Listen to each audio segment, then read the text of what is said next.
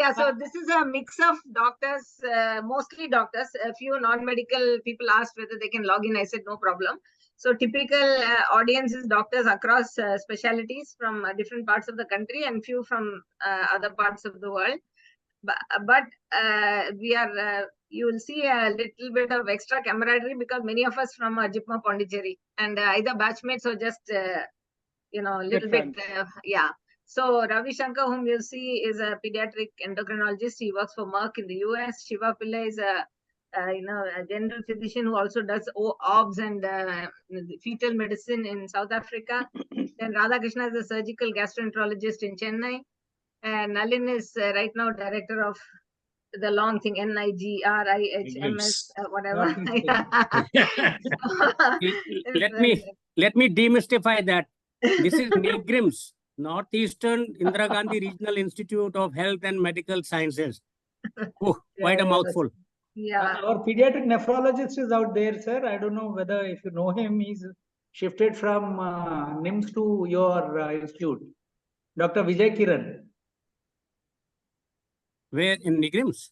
Yes, that's what I thought. He's got posted to. In fact, we did a pediatric nephrology fellowship from AIMS. So I was just wondering whether he is also with you there, Dr. Vijay Kiran. No, Vijay Kiran, not as yet. Not as yet, sir. So maybe I got that wrong. Nalin is also a professor of physiology at AIMS. He's currently on deputation to NIGRIMS. Yes, I got it. In fact, one of our HOD physiology of AFMC was remembering Dr. Nalin when I asked him about Dr. Paintal, A.S. Paintal. Who, Lavanya? No, sir, Dr. Deep Sharma. Okay, all right. So he was remembering you, sir. He's conveyed his regards to you. Thank you so much. Nalin not change. You only remember girls' names, yeah? No, Lavanya is a male, Patta. Lavanya was head of physiology at AFMC and as much XY as you are with a big mustache. In fact, he even accompanied the AFMC team to JIPMAR as the faculty in charge in 87, 88. Yeah, sports team, sir. Sports team. That's yes. right. That's right. Yeah. He was a young colonel then. Right, sir. So I can see that we have very well accompanied professionals, and Vidya madam, I'm really grateful to you for making me introduced to such big guns. Are you kidding me? That is humility. Not really.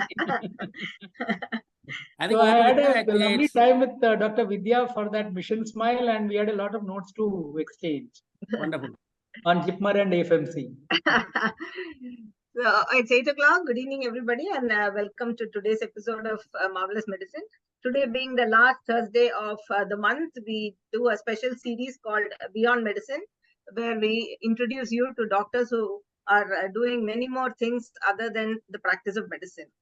On the eve of Antarctica Day, which is celebrated on the 1st of December, recognizing the anniversary of the signing of the Antarctic Treaty in 1959, Team Marvelous Medicine is very, very proud and happy to have a session on Antarctica today.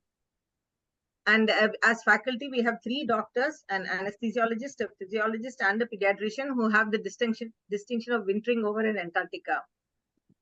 I must thank Dr. Maya Bhalerao, who could not join us because her painting is being presented to the President of India at the 75th Jubilee celebrations of GMC Nagpur, who actually mooted this idea of doing a session on Antarctica and introduced me to Dr. Madhubala Joshi. Dr. Madhubala Joshi Chinchalkar is a consultant anesthesiologist in Mumbai.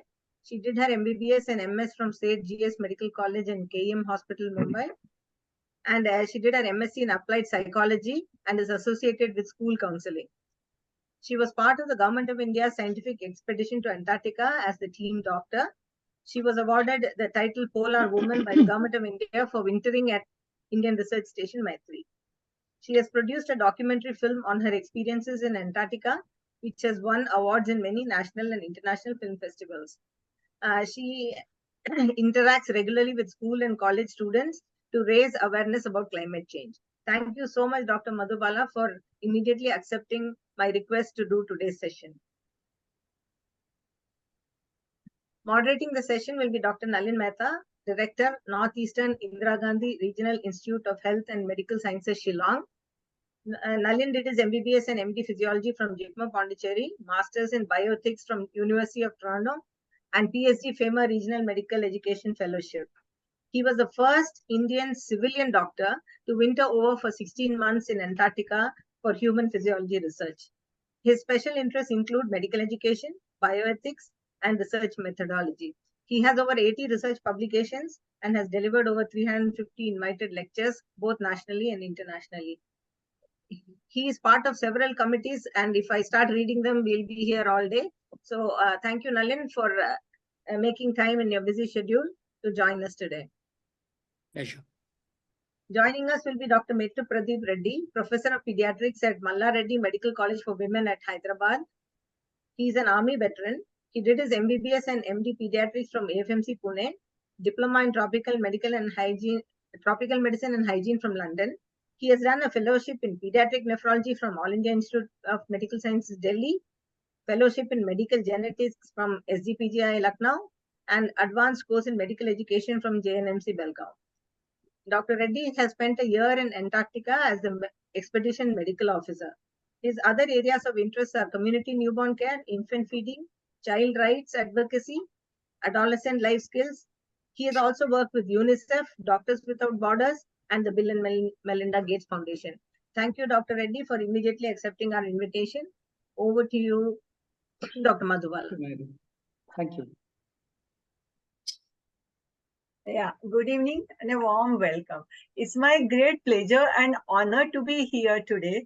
And I thank Vidya ma'am and Beyond Medicine team and the esteemed panel to give me this opportunity. And as madam mentioned, it's a great day because today is the eve of 1st December. Antarctic Treaty was signed in 1959.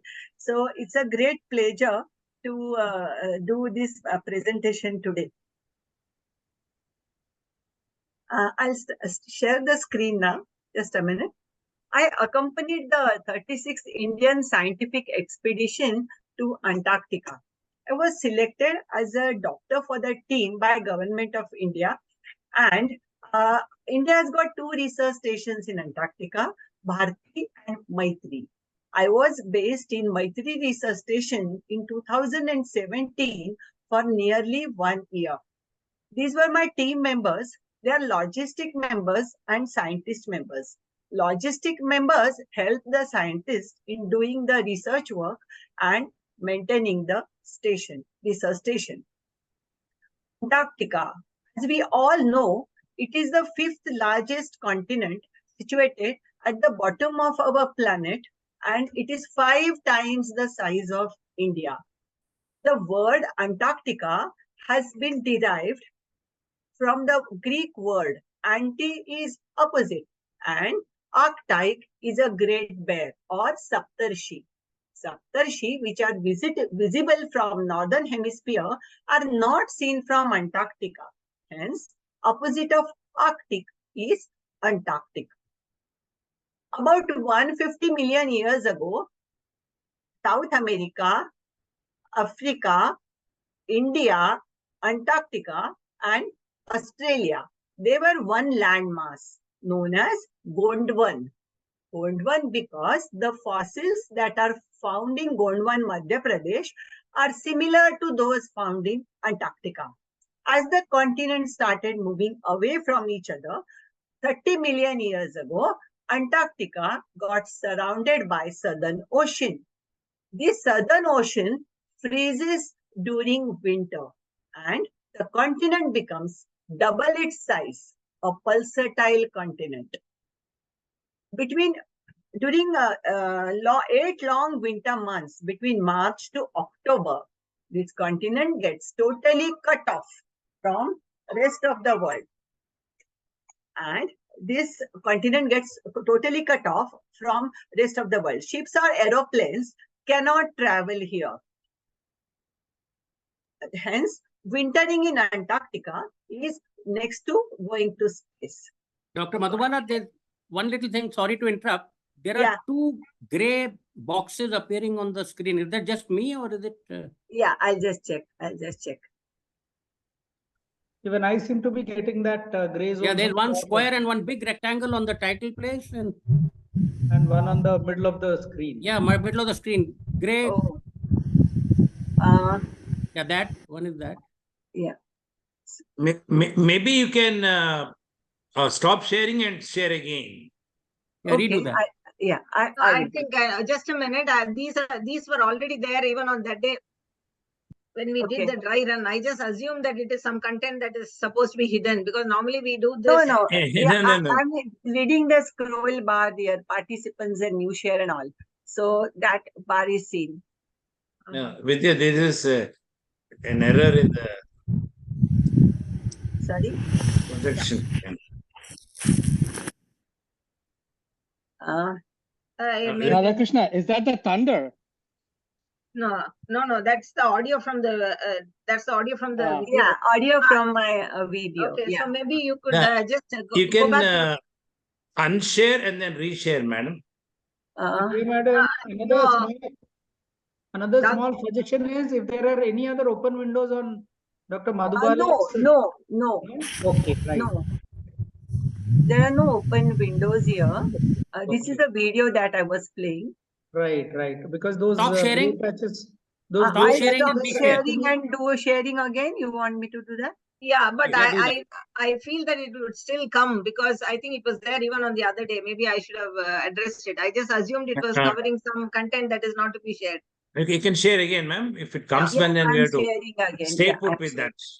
that. Yeah, I'm sharing again. Sorry for that. Oh, not Even this. now it's coming. So we have to do with it. Okay, it doesn't matter. Right. It's coming. No, yeah, I And went it's up. gone bigger. The Oh, lower yeah. one. So that trick didn't work. Okay, you can Yes, continue, can ma'am. just go back to the previous slide. Sorry. Yeah, Yeah, you can yeah. just go back to your previous. Yes. Okay. So the continent which was separated 30 million years ago, because of that,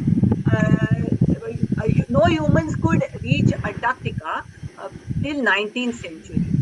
As a result, as if there was a huge wall of ice surrounding it. As a result, it is the only place on our planet where humans did not get any chance to interfere with the nature. In short, without humans, how our beautiful planet would be is Antarctica.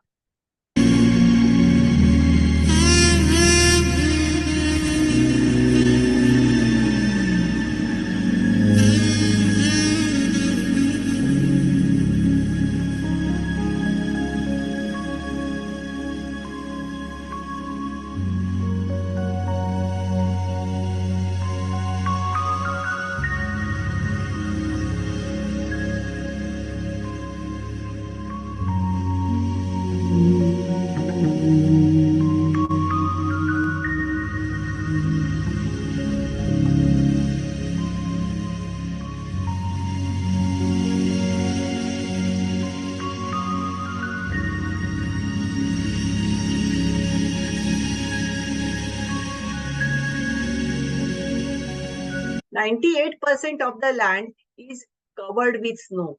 About 70% of our planet's fresh water is locked here.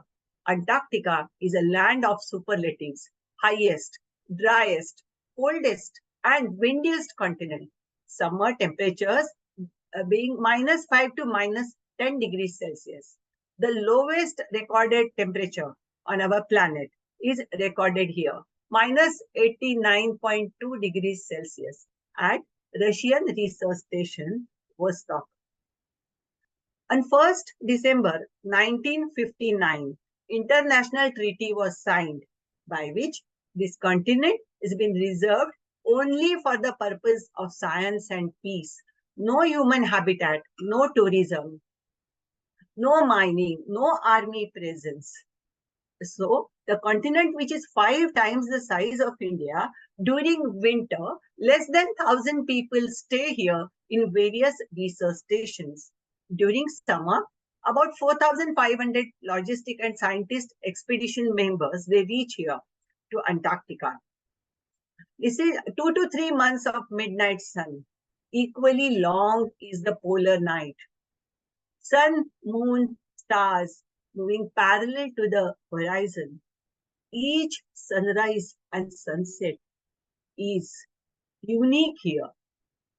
Heavenly colors, they flow down on the earth. They get reflected all around.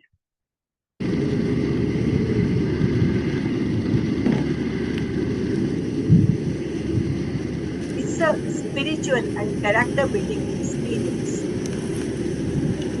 We can feel the presence of creator of the universe all around. We become a part of that experience. पंच महाभूतों की अनुभूति बोलते हैं ना, that is in Antarctica.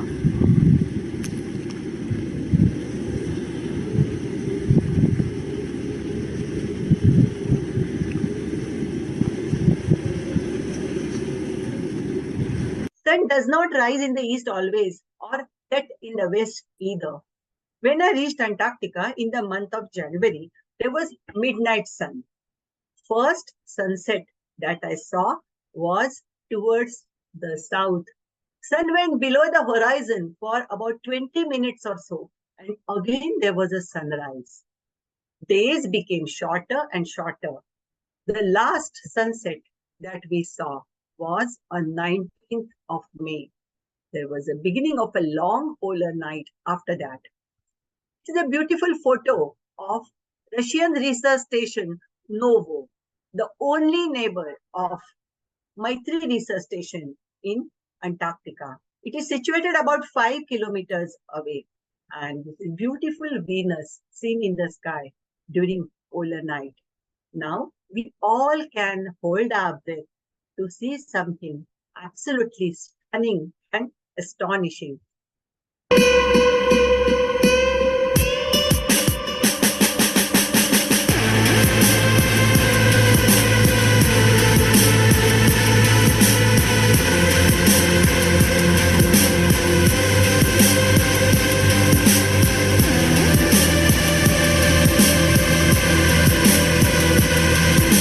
On clear winter nights, there arise auroras.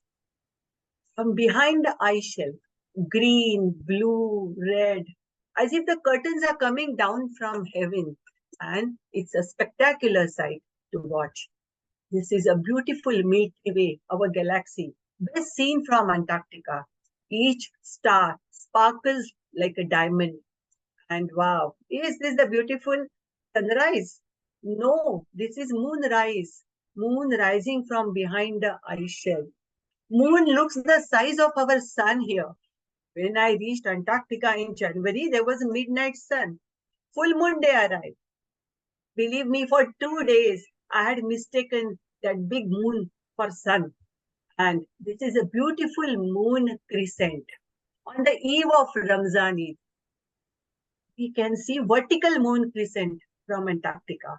Here we see horizontal moon crescent, right? So this is a beautiful picture of Eid Ka Chand. And this is full moon night.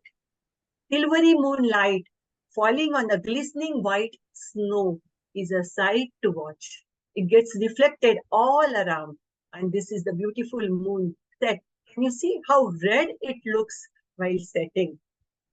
And as I mentioned, sun, moon, stars, they move parallel to the horizon. This is the time-lapse video. Moon moving, full moon night it was, moon moving parallel. We can see the reflection of that moon in the frozen water body there.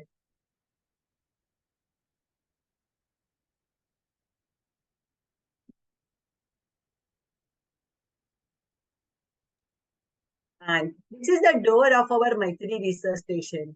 During winter, through the crevices, snow accumulates there. And during winter, there's a polar night outside. It's a dark outside. Here I am opening the door of our Maitri research station. Outside, there is a Maitri research station's light. You can see in which world this door is opening.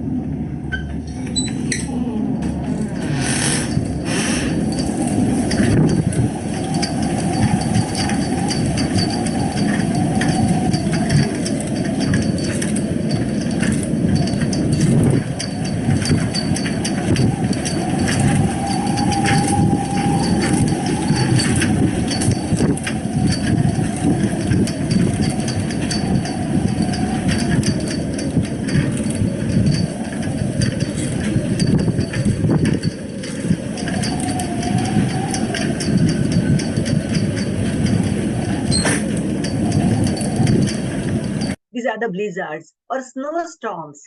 They last for weeks together. There is nothing that is visible, absolutely like a white curtain in front of our eyes. This is another wonder in Antarctica. Naturally occurring ice caves. They are seen during winter.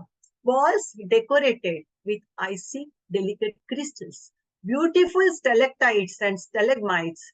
And you see these lovely crystals. And so huge that many of us could walk together inside this ice cave. And its mouth so small. One person at a time can hardly enter inside. 6 to 8 feet we have to crawl down and we enter the cave. Unless we spend winter in Antarctica, we cannot know this amazing continent. You will wonder, such a harsh continent, is there any plant or animal life here? And as soon as the summer arrives, the magical of the Mother Nature creates a miracle.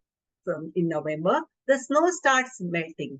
Algae, lichen, moss, they start making their appearance. These are the king penguins. Penguins arrive here and their life cycle blooms. This is the penguin rookery. Eggs, chicks. The penguin, they grow in size in 3 to 4 months. And before the winter begins, these are the adult penguins. Before the winter begins, they move away from Antarctica to the lower latitudes.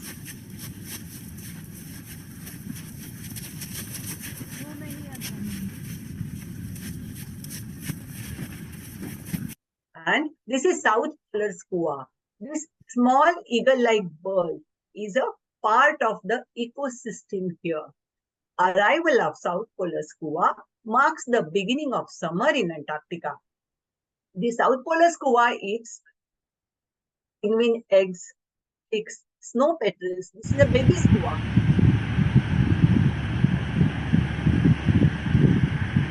It grows in size and before the winter begins, it moves away from Antarctica. How did I reach Antarctica? I read an advertisement in the newspaper. Dr. Madhubala, Yes. can I just add a comment if you don't mind? Sure, sir. You got some lovely videos of the skua and even the Adelie penguin. In fact, the penguin that you showed, the Adelie one, the small ones, Yeah. they are the ones that can actually dare to come towards the Maitri station. The emperor and the king are far beyond. Yes, sir. And the skua, for the information of everybody else, it's a predatory bird. It has got webbed feet, but a vulture's beak. Yes, yes. And as members of the Winter Over team, we were warned. They come around only during the summer. Yes. Do not venture out alone because the skuas will still attack you thinking you're a penguin. So you had to go out in buddies. And that was an awesome aurora that you showed us. Wonderful. Thank you so much for your experience. Yes, yes. It's all Antarctic magic, sir. So how did I reach Antarctica? I read an advertisement in the newspaper. Doctors were required to accompany the expedition. So I went for walk-in interview. The interviews were held in Prithvi Bhavan, Delhi. I was shortlisted. It's an international rule. All the members going to Antarctica, they have to undergo strict physical as well as the psychological evaluation. Physical evaluation because this continent is totally cut off for 8 long winter months. And psychological evaluation away from civilization. We are isolated on this continent. It's an international rule. All my tests I had to give in All India Institute of Medical Sciences, Delhi. After 2001, Cape Town is a launching pad of Indian scientific expedition. The ships and aeroplanes, they travel from this Cape Town for Indian expedition to Antarctica. This is a beautiful seal island. And from here, the flight goes to, from this end, the flight goes to Antarctica. This was my flight. ALCI, Logistics Center International. This is 72-seater Russian cargo flight, which operates only between November to February. That too, if the weather is favorable. This is intercontinental flight. And there are intracontinental flights as well, small aircrafts taking members from one station, research station, to another, as the research stations are situated hundreds of kilometers away. And this is my flight from inside. These are the international members who traveled with me. We can see the tricolor in the aircraft. I was so proud and I was so happy to see the tricolor there. Before we land in Antarctica in in Novo Research Station, the board reads that we are landing in Antarctica and we have to change in Antarctic clothing. The flight that takes off from cement concrete runway of Cape Town lands in Antarctica. As I mentioned, no permanent structure. So 2 to 3 kilometers of icy airstrip is constructed before the beginning of summer by Russian research station Novo. Hence, it is called Novo Air Base. And the flight lands very smoothly on this Novo Air Base.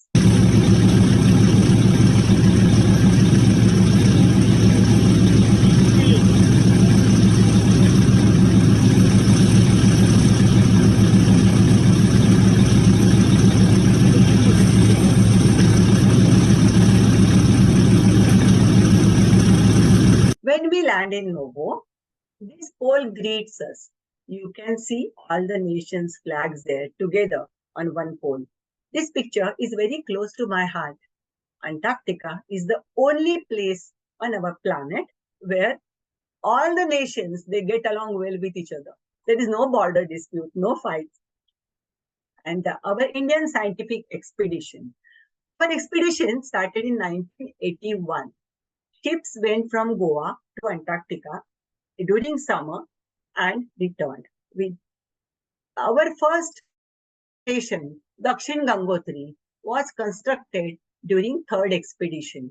It was constructed on the glacier. So when the glacier started melting, DRDO, Defense Research Development Organization, constructed a research station Maitri in 1988 on Sharmachar Hill.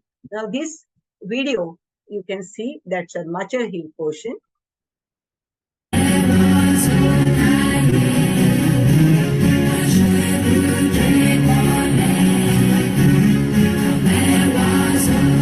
water body that you are seeing is a Priyadarshini lake named after our late Prime Minister.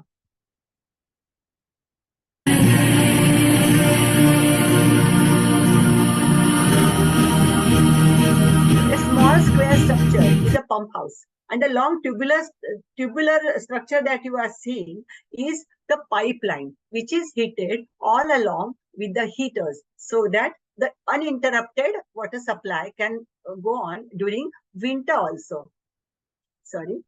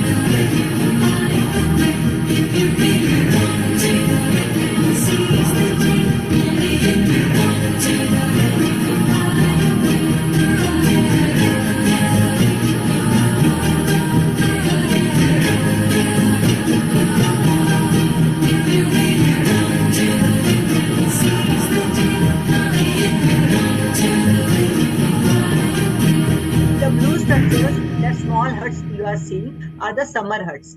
During summer, the more members reach here to do field work. So these members, they stay in these summer huts. The brown huts that we are seeing, they are the laboratories, geomagnetism, meteorological department. They are situated near Maitri. They can work only during summer. This is the Maitri research station during summer. This is during winter, and this is during polar night. These are the summer huts. How they get covered with snow towards the end of the winter.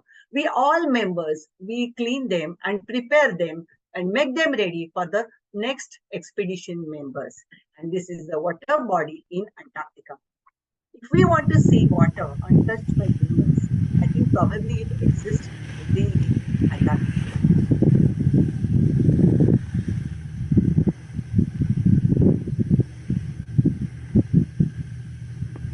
This is modern research station of India, Bharti. This was constructed in 2013 with the help of German technology. One of the best research stations in Antarctica. How does Antarctic station work? Generators. Generators are the lifeline. They work day and night and they maintain the temperature of the research station. My three generators are named very beautifully after Sanskrit names of sun.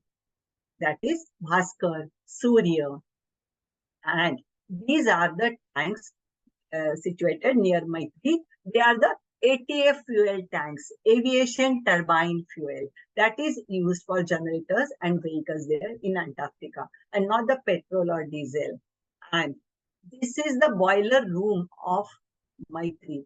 Such a simple technology of DRDO, still the Maitri station is functioning well. Glycol mixed water is circulated in all the rooms of Maitri station, which maintains the temperature between 18 to 20 degrees Celsius. And these are the Antarctic clothing which we used to wear there. This is Maitri station's leader's room. Any Antarctic station has got only two ranks, leader and member. Members are logistic members and scientist members. Logistics are electrician and welder, cook, generator operator, could be scientist or a doctor. All members are equal and everybody's work is equally important. This was our lounge where we used to have discussions, watch movies, and this was the dining area. This is the dining area of Maitri Research Station. And this is Maitri Research Station from inside. Wintering members stay here. 25 members can stay here. And can you see that fire extinguisher there? Fire is the biggest hazard in Antarctica. Why? Because high speed winds, cold dry climate, so high static electricity and oxygen rich environment. You will be surprised to know not a single tree or plant. Why desert? Why it is oxygen rich? At equator, there are plenty of trees which give out oxygen. Warm air takes it up, and because of Earth's rotation, it is thrown at both the poles. Both the poles, Arctic as well as Antarctic, that region is oxygen rich. I had gone there as a doctor. So my challenges during summer and winter were entirely different. During summer, a lot of field work takes place there. So injury cases were very common. Like I had to do dressing, suturing, foreign body. But during winter, it is a totally different challenge. After the month of April, expedition members, they cannot go out. All are station bound because there are blizzards, polar night, very low temperature. So you can understand it becomes like a lockdown. So all the members are station bound. There are psychological changes observed more or less in all the research stations in Antarctica. There is sleeplessness and loss of appetite or increased irritability, anxiety, T3 syndrome, T3 level rises, vitamin D level reduces, and all this is known as winter effect. Circadian rhythm changes, our homeostasis changes. All this is known as winter effect, more or less observed in all the stations. We faced another unique challenge. Maitri Research Station has internet. The internet was weak, but at least we could use that and internet phone. But after the midwinter day, I still remember the day, 23rd July, there was some problem with the modem and our internet stopped working. We could not contact anyone from there. We had a satellite phone which we could use for emergency. And after the equinox, after 22nd September, as there's an apparent southward movement of the sun, so there were a lot of solar storms. I had read only in my school days, during my school days, that satellite communication gets affected during solar storms. I experienced that in my tree. We were absolutely without any signals. We could not communicate on the satellite phone also, as if we were not on this planet, but we were on some other planet of our solar system. We coined a new term. We had internet, because of loss of internet, we had internet effect. Winter effect, internet effect. So we gave a name winternet effect. We all suffered from winternet effect there. These are the fresh vegetables, fruits that we can see. Dr. Madhubala, just one second. Yeah. I mean, this is amazing to hear your narrative about internet and the way you reached Antarctica, just to have the people who are listening in perspective. Yes. I mean, a modern expeditioner that you are, we were ancient fossils. When I went to Antarctica, there was nothing to sail from South Africa. We sailed from Goa. Yes, we yes, moved sir. from the roaring 40s, furious 50s, screaming 60s, Yes. 1 month of the sea journey. Half the members were puking and they were seasick, but it was a delightful journey overall. Yes, yes. There yes, was no internet then. We only had 3 minutes of telephone time per member. There was no other connection but the ancient Charlie whiskey, the continuous wave naval, you see beyond on the western side of Maitri towards Novoladrevskaya station, there is that naval transmitter towers. Yes, so we yes. established those to have the continuous wave, the ancient mode of Yes. communication with India. There was no internet. So Yes, yes. truly isolated. So I'm amazed that nowadays, if you take the smartphone away, people are, totally lost. So those days, there was no internet. So Yes, yes. what a change. Please Yeah, continue. I really salute those people, sir. That was a very difficult expedition time. Nowadays, we have good facilities, so we are fortunate enough to reach at this time. Yeah. So these are the vegetables and fruits which came by the last flight, 20th February. And after that, there was no supply of vegetables or fruits. For non-vegetarian people in Antarctica, they have a facility. They can use the frozen meat or fish. I'm a vegetarian by choice. So I had to eat practically dal rice during my 8 long winter months. And which is the container complex outside Maitri station. As I said, there's no permanent structure. All these containers, they have groceries, scientific equipments, or backload things which are to be backloaded. They are kept here in containers. Can you guess what the name must be of this container complex? It is named Kuber. स्वर्ग में कुबेर का भंडार होता है ना, so Antarctica is like a heaven. So this is a Kuber storage in Antarctica. And I discovered a great treasure in Maitri. Right from the days of Dakshin Gangotri, there were about 2,600 books in Maitri station. First time we did the inventory and I helped in maintaining the library there. And during winter, when I had sufficient time, I read each and every book on Antarctica during my stay in Maitri. We had logistic members, drivers, generator operators, boiler operators. They were really interested in learning English. So I used to conduct English speaking classes with the help of our leaders, sir, for our expedition members. During winter, the routine changes. I had to take care of their psychological as well as the physical health.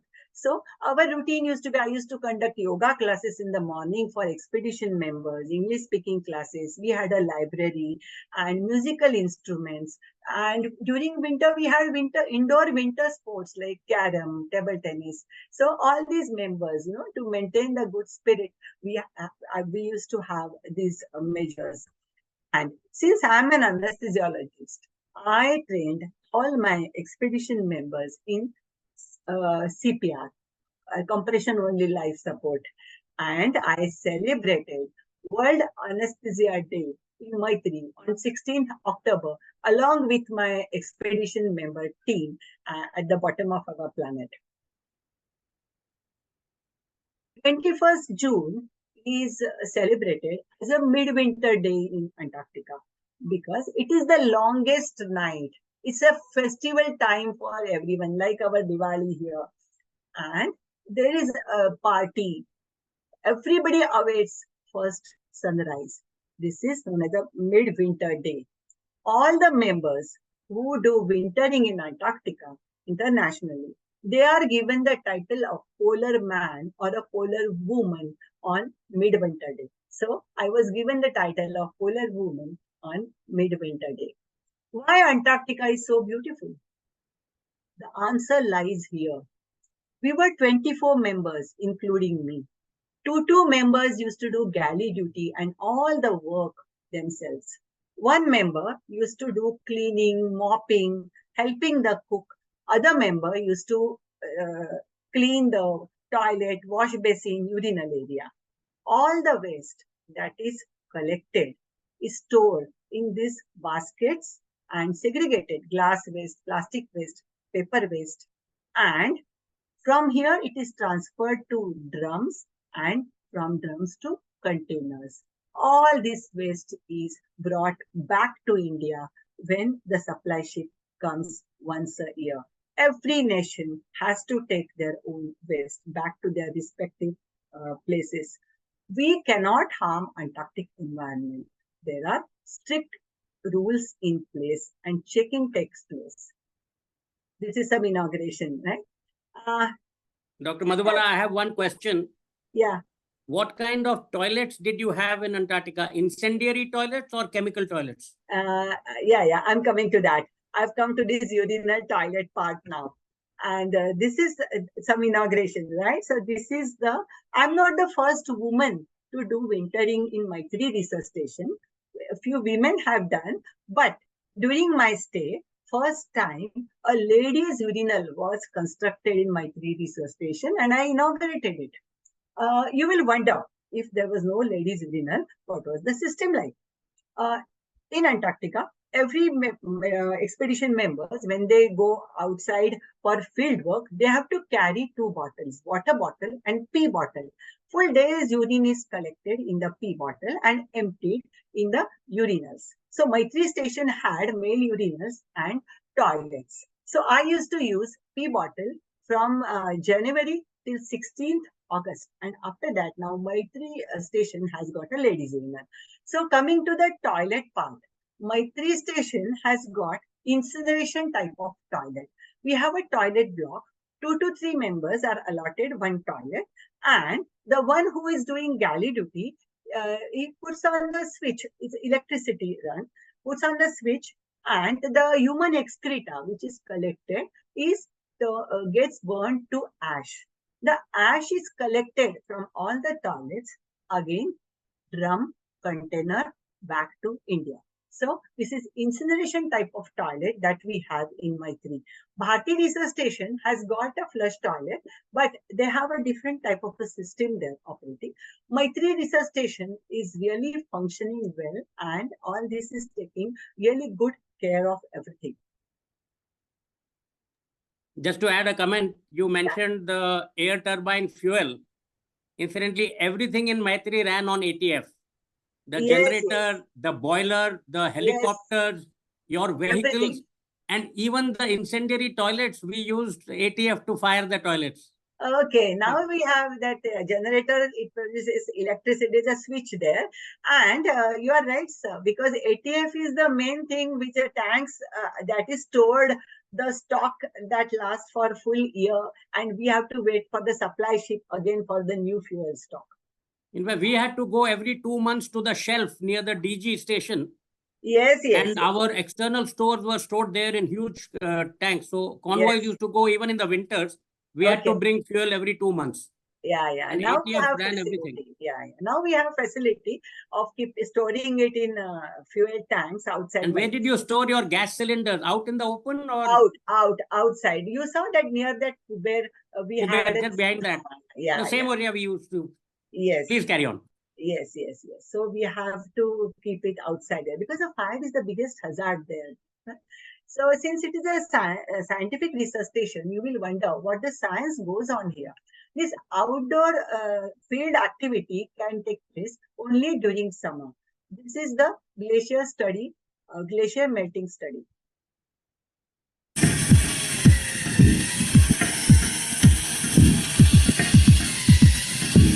This drilling is done and the bamboo is placed, and depending on the melting, it is tilted, and the scientists, they see the tilt and they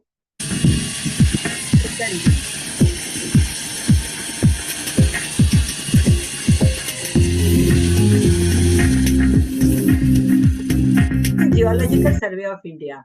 These scientists, they collect the samples from the rocks. I had accompanied these scientists. We had to walk 5 kilometers in the cold, and it was very high-speed winds there. And these rocks, once they were covered with glaciers, now they are exposed. So the scientists, they collect the samples from these rocks and bring back to laboratory, and they study these samples.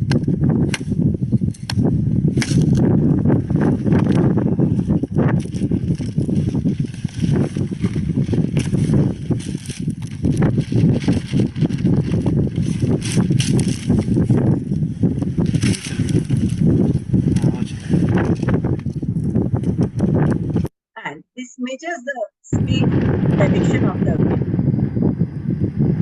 This is another project which is taking place in Maitri with the help of Norwegian scientist team. This is known as a Mad Ice project. This column of ice, maybe about 100 meters long, is drilled. It has got air bubbles trapped inside, and they contain the gases, volcanic ash, carbon particles. They are analyzed, and it gives the paleoclimatic history of Earth. For example, just for understanding, the lower level of this column, suppose it is about 4,000 years ago. The superficial layer is for 400 years ago. So this is like files kept in the cupboard, one above the other in order, and they give the complete history of environmental history of our planet. And this is pigmented algae. In Maitri station, the pigmented algae, this project was there. Pigment gives protection against ultraviolet rays. So for skin cancers, if it has got any medicinal property, it was studied. I met absolutely great scientists during summer in Maitri.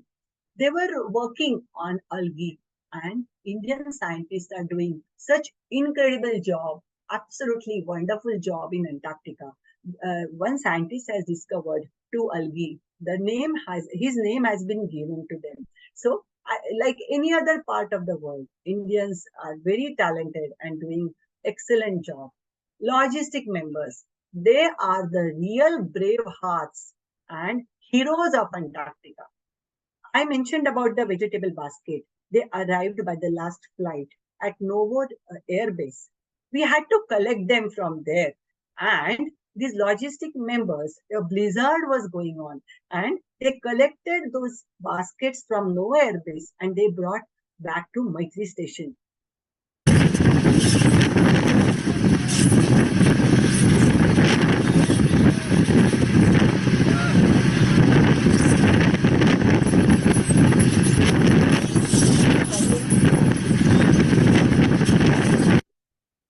You can see that piston bully. That is the vehicle used for traveling in Antarctica during summer.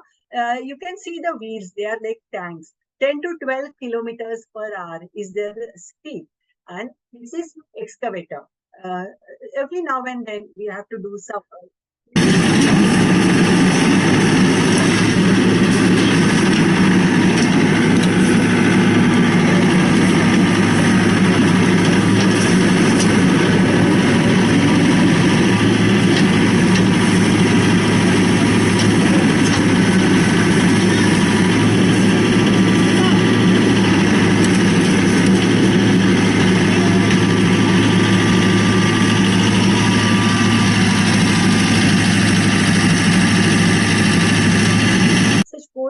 temperatures, high-speed winds, and these logistic members, that's why I say they are the real heroes in Antarctica. I reached Antarctica. I was 58 years old. Half the team was my son's age. I was eldest in the team. This was the communication tower which fell down during summer because of high-speed winds. Any task here takes a day or two, but in Antarctica, simple job also takes long because of the low temperatures, high-speed winds. 4 to 5 days, the logistic members, they had to take to fix this tower.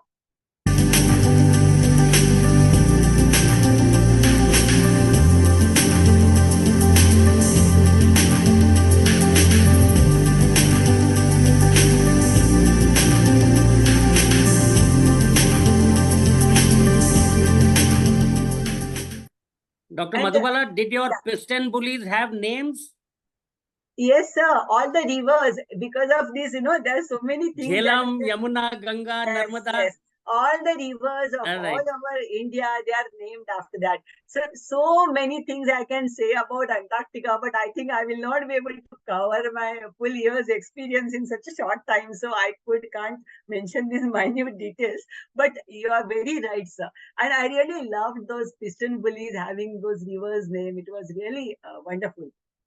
And in Antarctica, we say it's a jugaad. Jugaad means whatever things are available there, like screws, equipments, same for the cook, for doctors, we have to manage in that.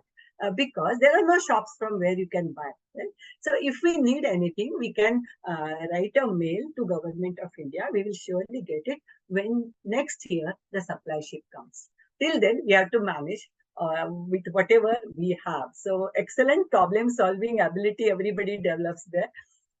Arrival of ship. This is the supply ship which starts from Cape Town. It goes to Bharti Research Station, does loading, backloading operations, and it comes to Maitri. It's an icebreaker ship.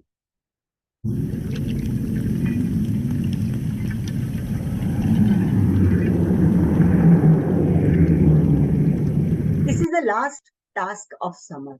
It is the race against the time. About 3 weeks it halts. As Sir mentioned, DG point, now we have New India barrier where the supply ship is anchored in Southern Ocean. And the ship has to move away from there before the fast ice forms. Otherwise, the ship, as you know, the ship will get stuck there. And another heroic part of Maitri is convoy. Maitri is 90 kilometers inland. So the supplies and backloading operations, all the piston bullies, they have to travel 90 kilometers to and fro 3 to 4 times to get the material and to do the backloading. It is a race against the time. All these cranes, they lift these containers and place them on piston bully. 10 to 12 piston bullies from Maitri, they travel to the supply ship where it is anchored. This is the convoy in Antarctica. And on the other side, and I know it's cold, but if you stay then I could keep you warm at night. Don't be a fool for the city nights. I know it's cold, but no east, west, north, south. GPS also doesn't work at times because of the low temperature. The experienced convoy leader and all these convoy members, they travel in Antarctica. And it was our second convoy. There are crevasses. So the second convoy, we had containers slipped into the crevasse. And it's a very difficult time. Everyone has to wait there. You can understand tire getting torn, applying jack, and they have to handle this at minus 50 degrees Celsius, a very high speed winds. And you can see here how our brave convoy members, they removed this container which slipped into this crevasse. One piston bully pulling and the other piston bully pushing it.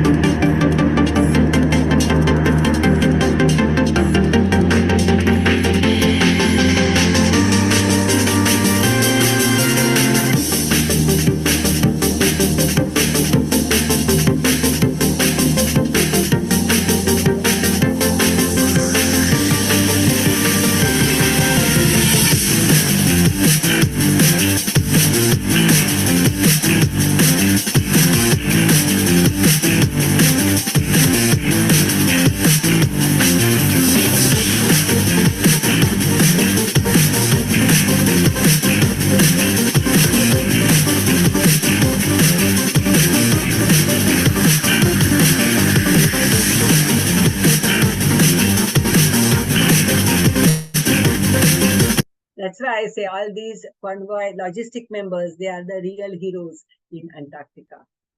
I had to return 1.5 months early because I had to handle one life-threatening medical emergency and medical evacuation was done for that patient. I reached Antarctica in the month of January. During my routine examination, I found out that one young member, expedition member, logistic member he was, he had high BP. So he had undergone all the tests in AIDS before reaching Antarctica, my station. I observed him for a month or so, and I started with one antihypertensive for him. He was quite okay. In the month of March, the supply ship arrived and went. Once the supply ship goes away from Antarctica, we just cannot do anything. In the month of May, that boy developed very high blood pressure. His BP was so high, I had to write a mail to physician and consulted him. So he advised 2 medicines for him. The boy was little settled. I knew young patient and with high BP, I was dealing with some renal problem. But what exactly it was, I couldn't find out because there are no blood tests that we can do in Antarctica, my station. So all my knowledge of anatomy, physiology, biochemistry, right up to MD anesthesia was put to test. After midwinter day, there was no internet also, no communication at all. In the month of August, this member started deteriorating with generalized body edema, pallor, and it was a very difficult time for us. As if this serious member patient was given to me and I was with him in the space. I was the only doctor in my clinic station. So we went, there was no internet. So we went to nearby Novo Airbase and we wrote a mail from there to Government of India. The decision of medical evacuation was taken, but by the first flight.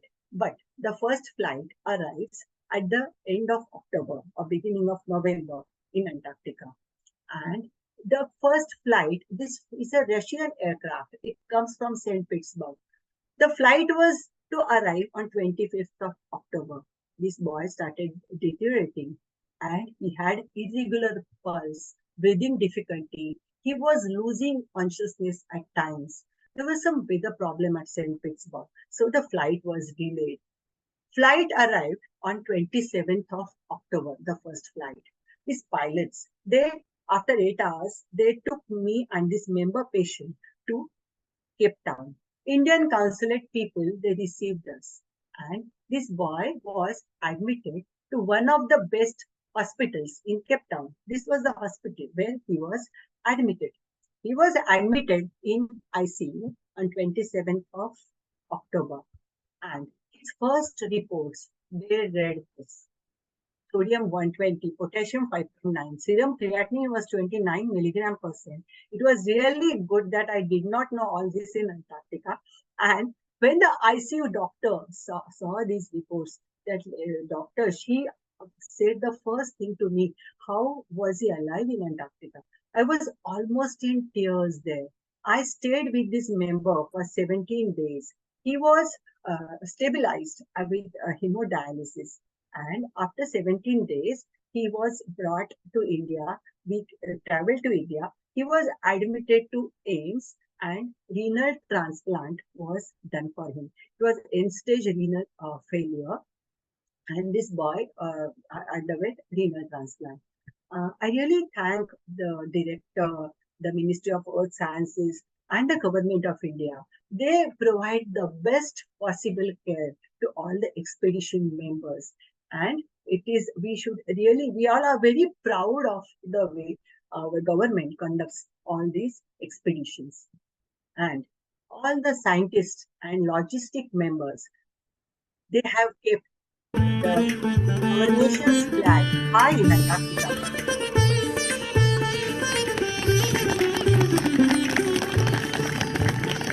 was 26th January flag hosting. Very proudly we celebrated 26th January and 15th August there. Russian research station people, they come there as a guest. And it was the Arctic truck in my trip. During summer, we traveled in it. First Indian expedition, first time when it went to South Pole, they had taken these 3 Arctic trucks, I'm told. So I had a great time taking photos with these trucks there. And after returning, based on my experiences, I have produced a documentary film all by myself with the help of a professional editor. And SCUA returned early. And this film has won many national and international film festival awards, and it has been screened in many film festivals. Now I will stop sharing my screen, but I will just mention few things about my experiences, which I always add at the end of my talk.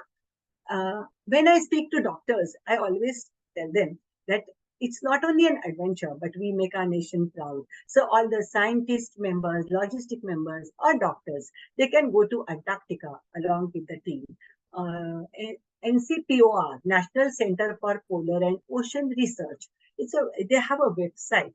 In the month of June, the advertisement comes, and there are walk-in interviews that are held. Another important point is 2017, I was in Mysore, Antarctica.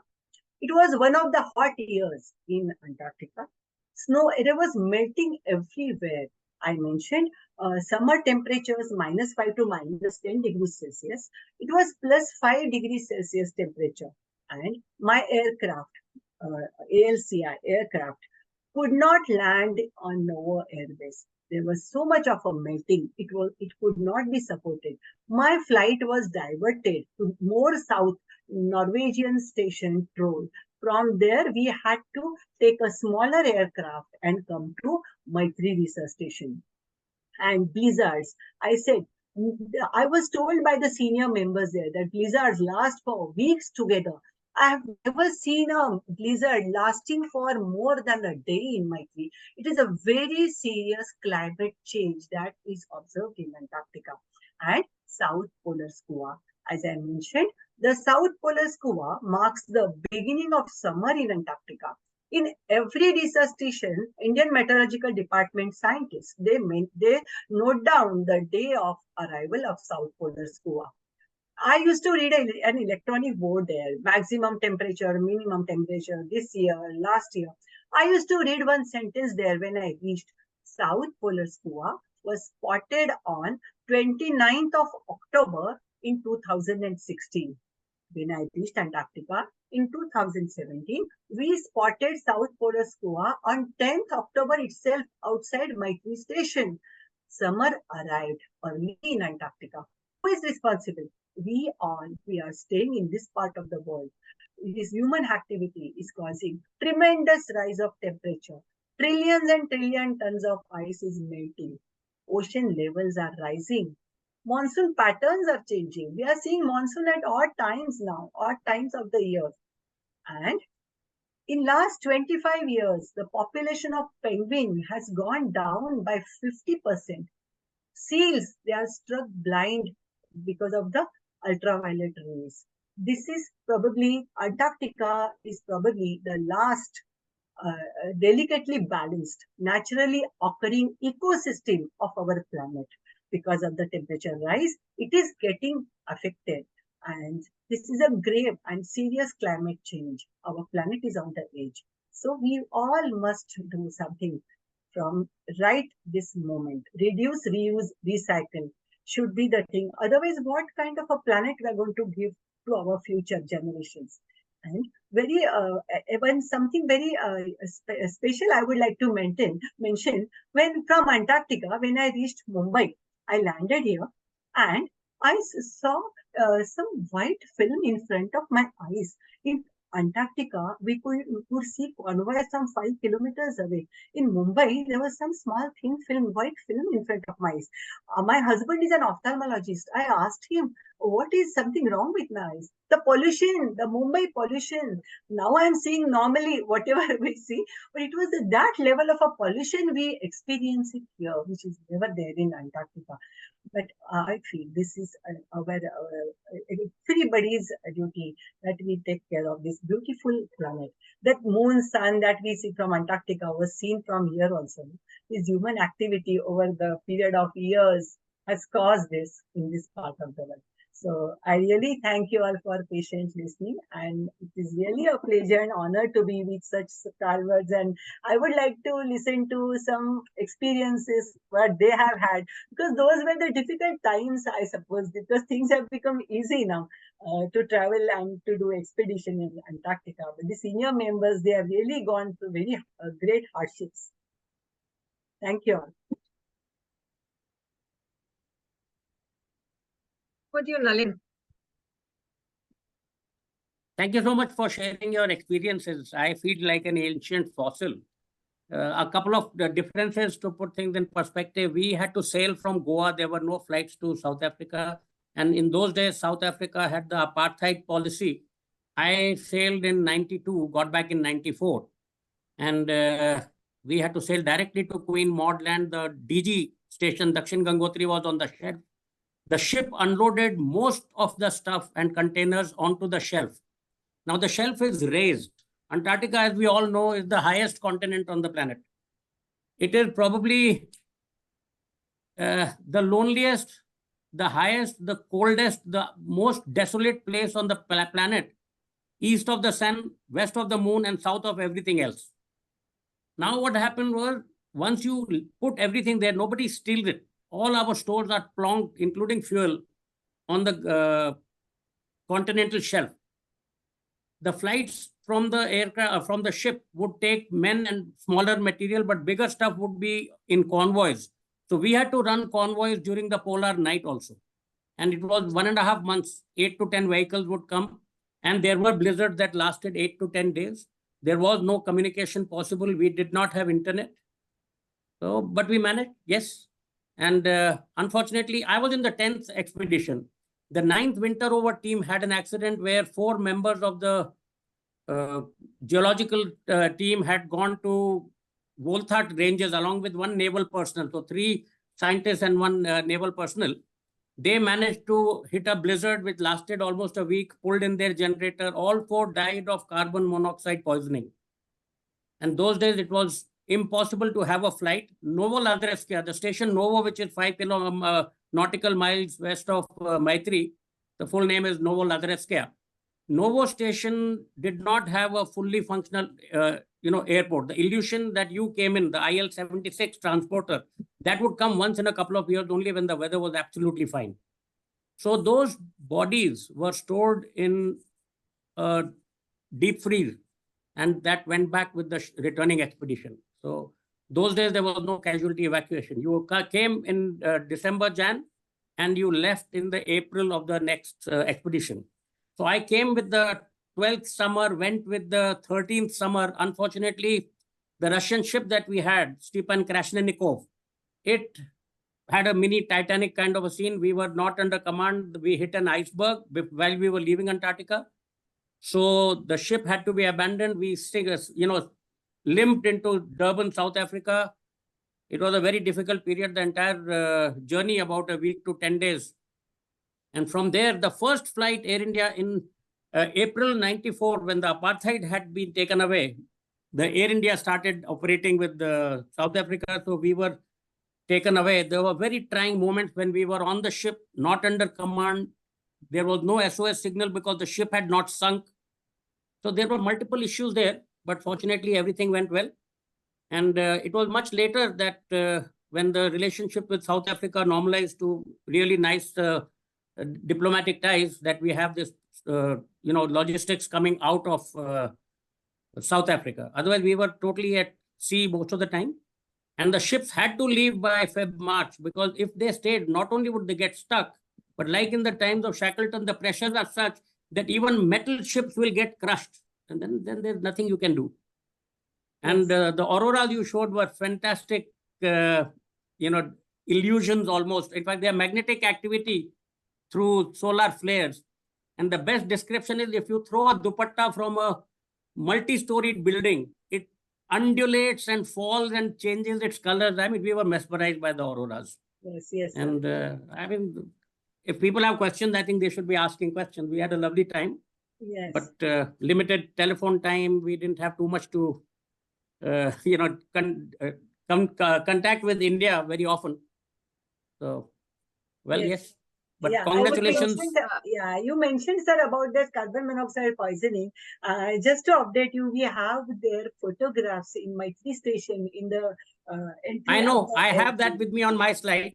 And we Yes. have a memorial in Novoladrevskaya where we have another Russian. So everybody pays tribute to them. They're the real heroes of when they spend the time during. And the most unusual thing about the photograph that you see there, the four of them, it was totally by chance that when we were being given a farewell, we are given a farewell at the Vasco da Gama port in Vasco, Goa.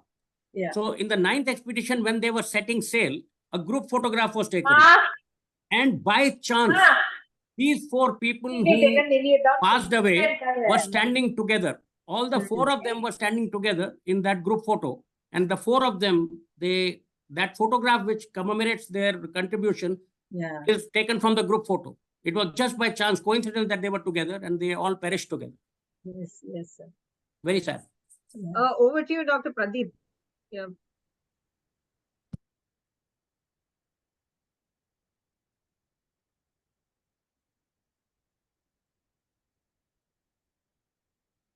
Yeah, he was right here, so I think he probably disconnected. I don't know. Logged out. I think you should log in.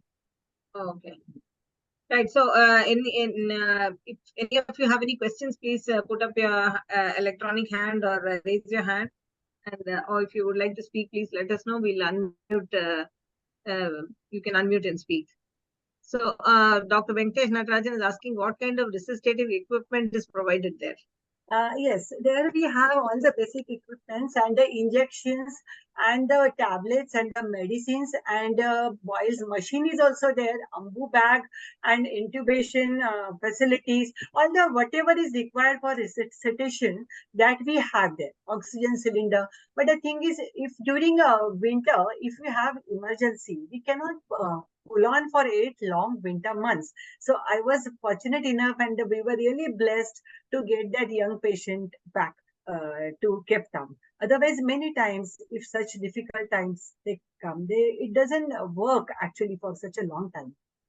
That's why this physical evaluation is done, strict thorough physical evaluation is done. Not that nothing will go wrong, but it's as a precaution it is done. For very serious emergencies, we don't have anything there. Dr. Pradeep Reddy, if you're ready. Yes, madam, I'm ready. I'm sorry, the laptop kind of failed on me, so I'm talking from my mobile. So it's like this, madam. I needed to give my own small little perspective on this. Yeah. Yeah. So one is I did the 33rd Indian scientific expedition to Bharti. Okay. So I think I'll have a slightly different perspective on this. But before that, I speak anything, I would like to pay my regards and respect to our pioneers. You know, people who did that first expedition and people like Dr. Nalin and their teams who managed that entire 12 to 16 months of our contract without any internet, without much TV facilities. So I think they are the real heroes and I would really like to pay my salutation to them. Yeah. But having said that, we all must also see this in full perspective that the first man to land in Antarctica was 200 years back. So let us put that in perspective that man first landed in Antarctica, the Russians landed almost 200 years back. So it is not really an unexplored territory. Now, having said that, how was my Bharti expedition different from your Maitri expedition? I've been to Maitri as well. Now, Bharti, I've seen some of the questions. I hope some of those questions will be answered about who can go, what specialties, blah, blah, blah. So I'll try and answer those few questions. Now, I'm very happy, madam. You made a very fantastic presentation covering most of the aspects. The temperature in 2014, the maximum temperature that was recorded was plus 10 degrees centigrade. So you see, I think now it becomes a huge duty on all the non-Antarctica people to try and save this planet by planting trees, by using less plastic, by recycling, things like that. So I think that message has gone loud and clear to all the 63 participants who are still remaining from the 79 participants in this webinar. That's one. Second is the Bharati research station is in East Antarctica, in the Larsman Hills. The facilities are much better. And we also have a lot of logistic support from the neighboring research stations of Australia, China, and of course, Russia. Russia Yeah, have been Progress. That station is Progress, right? yes. So Progress and of course Xinhuan and Davis of Australia. So they tend to give us a lot of good support. And I think barring these little comments, I can only say that Antarctica is the last bastion, as you rightly said. It needs to be saved, and especially an organization like Australian Antarctic Expedition, which was instrumental in having this Antarctica Treaty signed, and B, make all mining and military activity avoided in this part of the world, needs to be at least be given a Nobel Peace Prize, because like Arctic, if Antarctic also gets divided by countries, then we have nowhere else to go. And I think instead of the global warming changes causing a kind of pralay, as they say, instead of it in next 50 years, it might just happen in 10 years. So that is the message for entire humanity. And I think thanks a lot for covering each and every aspect of it, madam. My salutations to you once again for the wonderful presentation.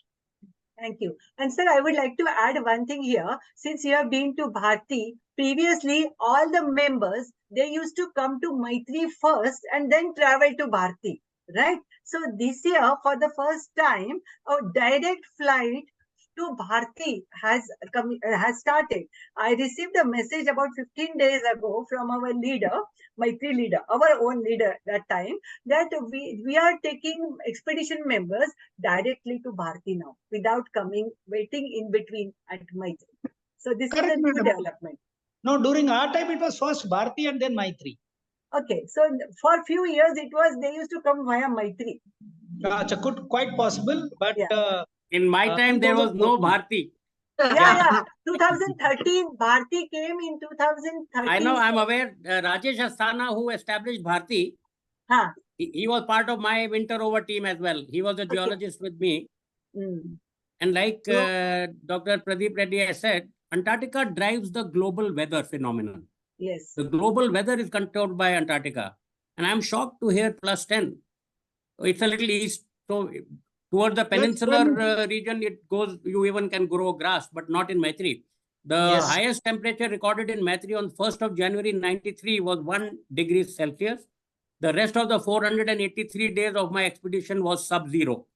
The summers were between minus 12 to minus 20, and the winters had gone down to minus 68. And of course, Vostok records almost minus 90. Yeah. Yes. Plus 10 in the year 2014, and you could see literally in front of your eyes a 3-storied building height of icebergs melting within 12 to 24 hours. Yes, yes. Sir. So if you have been reading the newspaper, the day before yesterday's newspaper has said the biggest iceberg has started, deviating or detaching itself from the main ice shelf of Antarctica. A23. So, almost 4 lakh square kilometers has detached. It is heading towards the Southern Ocean. Yes. Absolutely. It is already detached. Yes, sir. So I think we must also salute a person like Indira Gandhi, and we should not forget her, to make us a member of this elite club of 33 countries which have got their research stations in Antarctica. Yes. So that was a very pioneering step, I must say, for the kind of initiative that she had taken. Yeah, so I think Dr. Madhubala did not, it was also the only woman member of her entire team. So, another question on the chat box is a more medical question. How did the pre-expedition medical evaluation miss kidney disease? Yes, that is my worry also. As a pediatric nephrologist, even I am, worried about it. Yes, He yes. has to, how Sir, come? right. I asked the members who were for medical examination for this expedition member. So the members, they gave me the information when I noticed all this. They told me that his urine was positive for proteins and the repeat urine examination was normal. That's what they told me. And the BP was also normal that time. But the thing is, once he reaches there and I discover all these things, there is no point how and why this happened, because previous reports, they so told me that one report was some problem, so repeat was normal. So I believed them. And one So question, the medical evaluation does not involve testing urea creatinine in the blood. Is it only urine that It is involves, tested? madam. It's all thoroughly blood test. Everything is done. Everything is done. The And other I It must have been normal then. But did you have snow ice wintercraft training in India before you sailed? I mean, Sorry? before you flew? Sorry, I didn't hear. Did you have snow ice wintercraft training in Auli before you flew to South Yes. Africa? Yes, sir. The thing is, I reached there. Reached there. I think it was destiny that I reached there. 2 doctors were selected, and they underwent training at Auli. 2 doctors, they cancelled, because one person had got some job, some other person had some difficulty at home. All So right. again, the advertisement was given, which I did, and I reached there. And there was another 2 doctors are posted usually. One young doctor was there with me from Delhi, and he was selected. He reached Goa to join. But the thing is, as soon as he reached Goa, he realized that there is no good internet in Maitri. So he refused to come to Maitri, and he packed his bags and he went back to Delhi. For me, it hardly mattered, because my full life is without internet. So for me, it hardly mattered. So at the age of 58, I didn't mind getting only phone call and going to Maitri, getting phone call facility and going to Same. Maitri. That is how I was alone there. Yeah, in the research station. But all the members, they were so cooperative, and as I mentioned, half the team was my son's age, and they were really protective. But I used to insist that I do all the work that you do, and we were really, as a happy family, we stayed there for a year. So the other question is, what kind of bio research goes on there? Yes, microbial, I read that, bio research. They collect the samples from the different lakes and they bring it back to India, and they do the research for any microbial thing. And human physiology also. In Russian station, they were recording ECGs, that doctor told me. So this human physiology study also goes on there. And in fact, we had 7 protocols on human physiology, including Holter monitoring during magnetic storms, the magnetic storm that you mentioned. So I had worked on sleep-wake cycles, glycemic indices of the food items consumed, circadian rhythm changes, including hormone analysis, human immune system assessment. For that, in fact, I had established a laboratory in Maitri in the MI room, which had an X-ray machine and an OT table. Yes. And a separate lab was set up. So around 8 protocols. EEG, I had the equipment, but ran out of paper, could not continue to do that. But ECG, we had Holter recordings, which were analyzed subsequently. So a lot of work went on. Yes. Now we have pulse oximeter there and glucometer. All these facilities are there. Yeah, other than biomedical research, I think people would also know that there's a lot of activity going on in fields like limnology. Limnology is study of lakes, then glaciology, then climate studies. And in case of fauna and flora, there's a lot of people who come from Worldwide Federation, wildlife funding agencies. So I think other than human physiology, there is a lot of work also going on other fields. And I think like Dr. Nalina has mentioned, now Bharti has got a good biophysical lab, which is almost state of the art.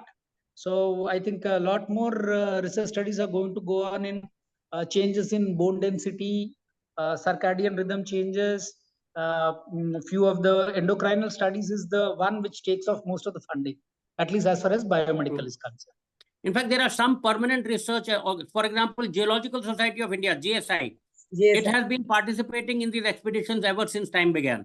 Then you have the India Met Department. They not only provide METAR, but every 6-hourly temperature recording, including helium balloon sound. They've done tremendous amount of work. and they have minute-to-minute recording of the weather patterns and the temperatures, wind velocity, etc. in Antarctica since 87, 88.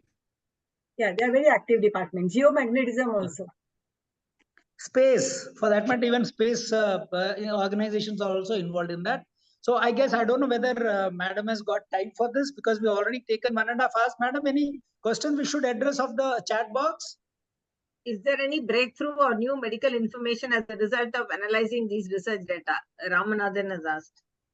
That will depend on which particular field they're talking about, Madam. Please understand that 33 countries are involved in this research on physiology, climate sciences, geomagnetism, and things like that. So all of those are definitely being used for communication, to improve communications, to be able to improve our survival in places like possibly space and So extreme there's a lot which is climate being zones. turned into policy by the defense ministries, etc., various nations, where Yes. including extremes of climate, settling down our troops in the glacier of Siachen and in the high altitude.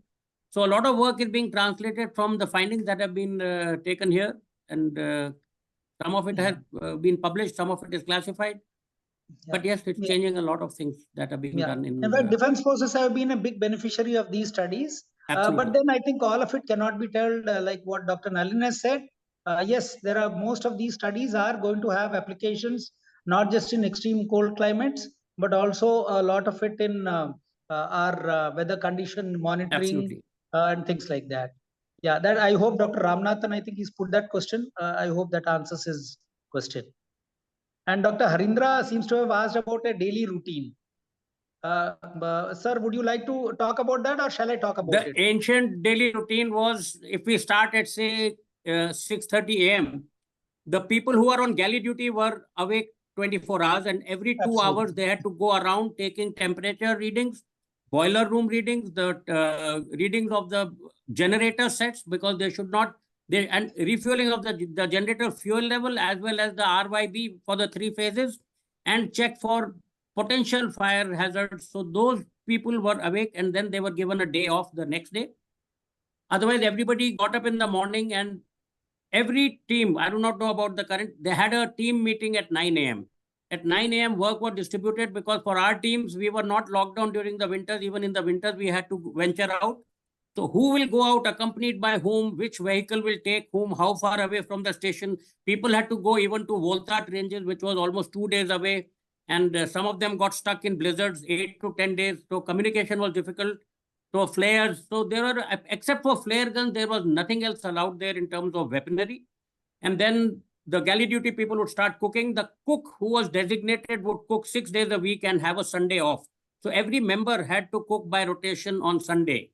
And your network, every little, and for me, for example, all my participants in the human research were team members. So I would take their blood samples, I would record their blood pressures, I would do.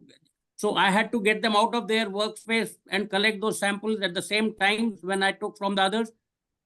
Then lunch and dinner were fixed timings. Everybody had to wash their dishes and keep them back in the galley. There was no wastage. I mean, there's a lot you learned there, and coming together and working as a team. It was not me, it was us.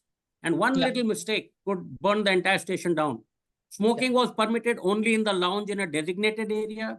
Everybody had habits, and a few changes that had to be inculcated in your normal physiology was in Antarctica. It may sound a little funny, but we were trained and told and practiced even before we sailed that you would urinate separately in a urinal and defecate in the toilet, that incendiary toilet. So urination and defecation was voluntarily done differently. It may sound funny, because if you urinated in the incendiary toilet, it would not burn properly. So the entire refuse would burn to ashes, totally sterile ash. That would be collected, stored in drums. The drums would be welded. All the waste drums, solid waste, biological waste, glass, metal, and toilet waste would be sealed in drums and brought back on the ship. Yeah, it's being done now also. Yeah, it's being done now also, and the incendiary toilets thankfully are out, both from Maitri as well as Bharti. Yeah, sir mentioned it correct, right? At present also Maitri station, the urination different in a bottle, pee bottle, and defecation is in the toilet. It is still practiced because it works on an incineration toilet. So it cannot work if it is a one place. Yeah. I think we can The take only that thing that question was of very different was we lost the concept of money. Whenever we wanted food, we pulled it out of the deep freeze. For vegetarians, lyophilized and powdered material, we had flakes. When you put them in water, after a while, you could see onion, cut onion. We had flakes, green flakes, which became ladies' fingers, okra.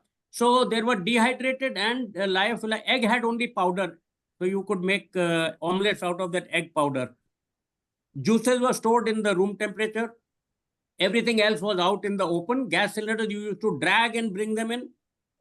But once you came back, then you realized that you have to pay for things. We were, holding ourselves back. When you go to a restaurant, after finishing a meal, you don't have to wash that plate. You leave it there and pay and come back. So when you've done it for 400 odd days, you wash your plates, clean everything, you get into the habit. So those are things which I still do at home. And it's, I think, some lovely lessons learned from there.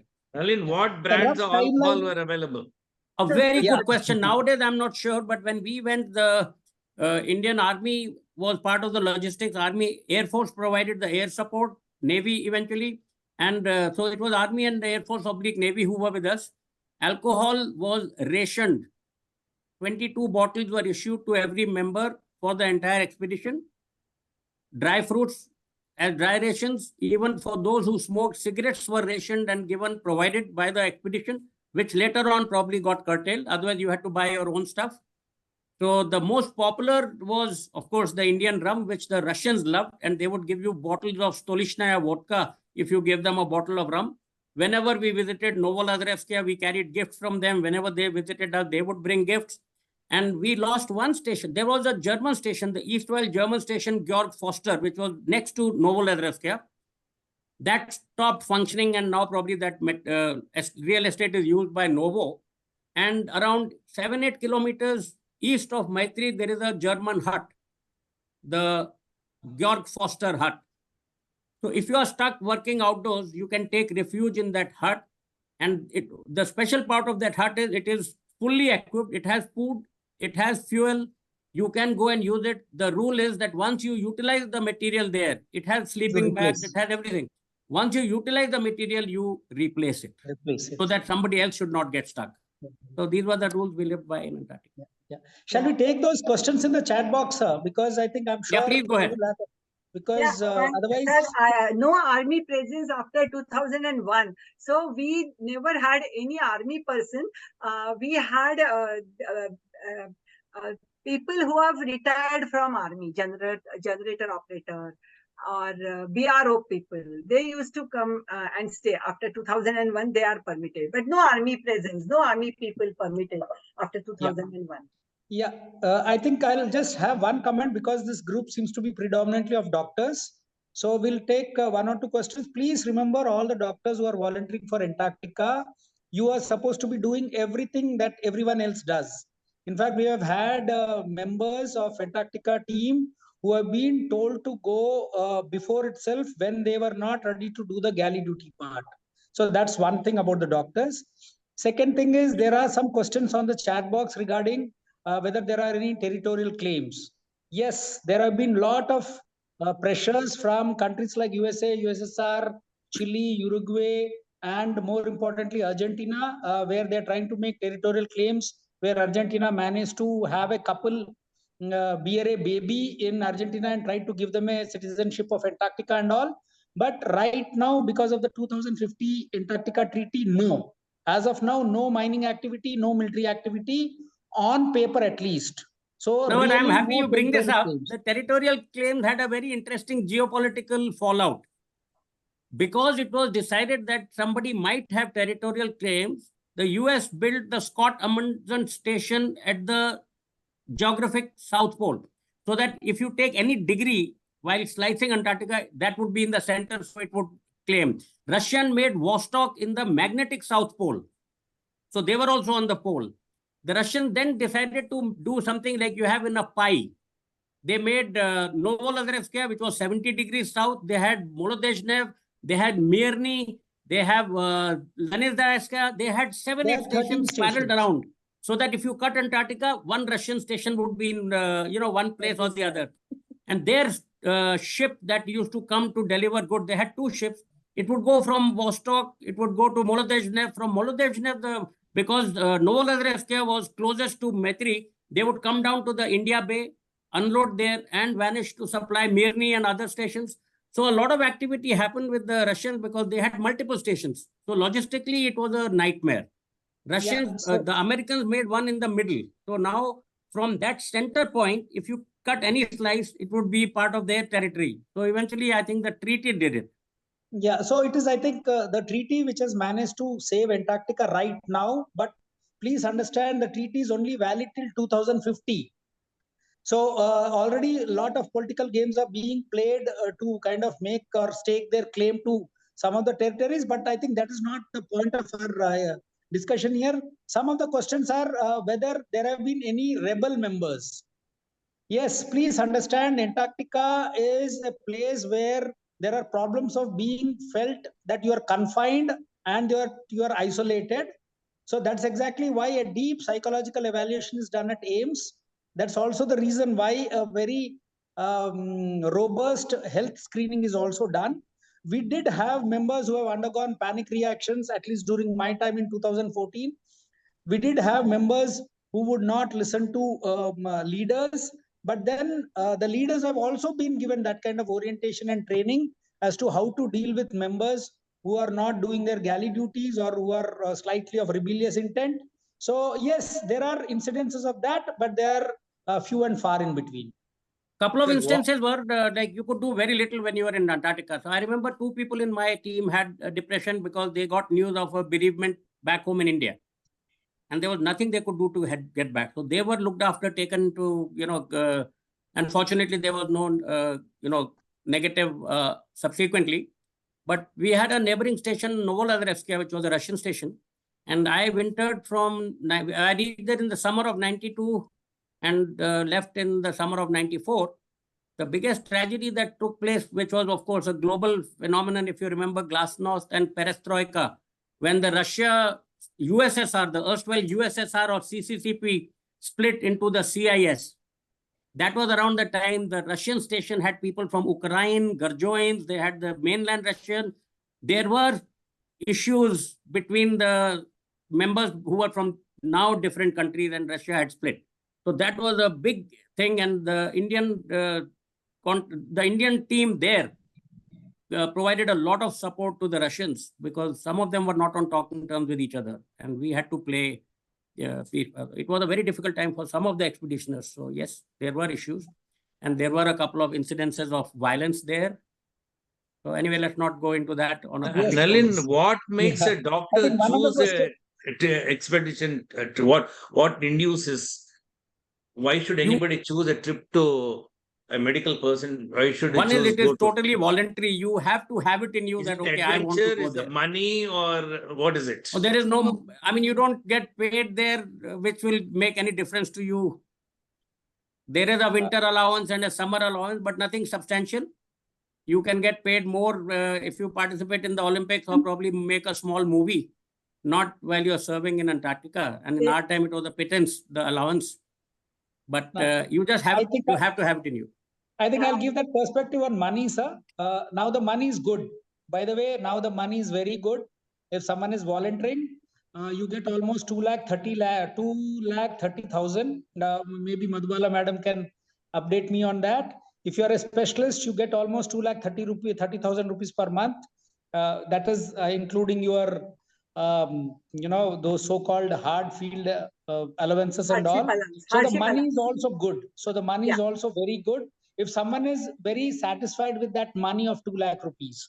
So I guess if you have big expectations, it may not be good. But yes, of course, people do go to Antarctica for 2 reasons. For me, it was a bucket list. So they do go for adventure. Second is, of course, it's a different planet altogether. And third, obviously, is, you're trying to get to a place where life is totally different from your normal, regular run-of-the-mill or daily routine kind. So I guess that could be the... Why will they choose a pediatrician in that expedition? Yes, because pediatrician is a better physician than a physician himself. So and also, please remember, I was a military doctor. So I think they couldn't have chosen anyone better than me, because I think be it any kind of surgical emergency, I did have 3 surgical emergencies, but they were minor, and I did have 2 medical emergencies, and that we could manage there. So I guess it was not more as a pediatrician, but I guess I went there more as a military doctor. Patta, it's not like MSF. Médecins sans frontières have a very different role to play. Here you are chosen, it is a volunteering job. And talking about medical emergencies, we had a Swiss guest to the Russian station who had visited Maitri, and he broke both bones of his left forearm. So Maitri had the only X-ray machine. I hope it's still functional. So I did take an X-ray, the developer, the vicar, and it was unbelievable. The X-ray came out. He took it as a souvenir, and we put a cast, and he was a Swiss Air captain. So somewhere in 95, he sent an email that his arm is perfectly all right, and they were surprised that it was fixed in Antarctica. Given a chance, would you visit again? Most definitely.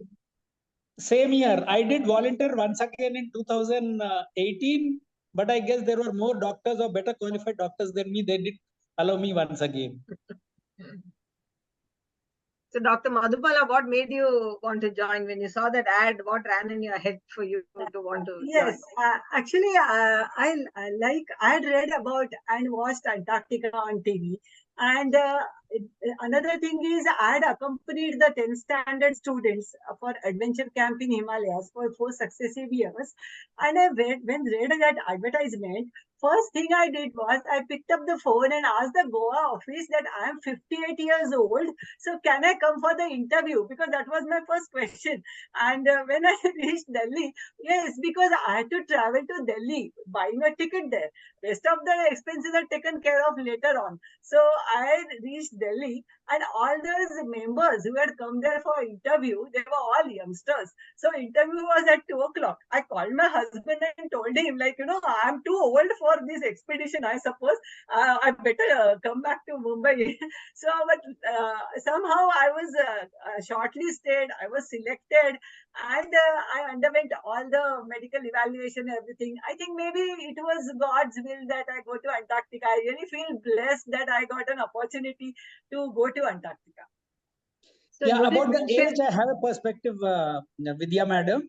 Yeah. The co-doctor who was, I was in Bharti, and the other doctor was at Maitri. He was a 63-year-old gentleman. And instead of the regular 12 to 16 months, he had done 21 months. So a 63-year-old doctor had done 21 months at Maitri. So Maitri is more difficult as compared to Bharti when it He comes must to have fought volunteering with as his wife, military. sir. Yes, I can tell you, sir, about the doctor. Maitri is very difficult. I agree with you. Maitri is real Antarctica because of the convoy and the temperatures and everything that takes place there, and you can travel outside, not like Bharti. And the doctor I've heard about him, he did wintering.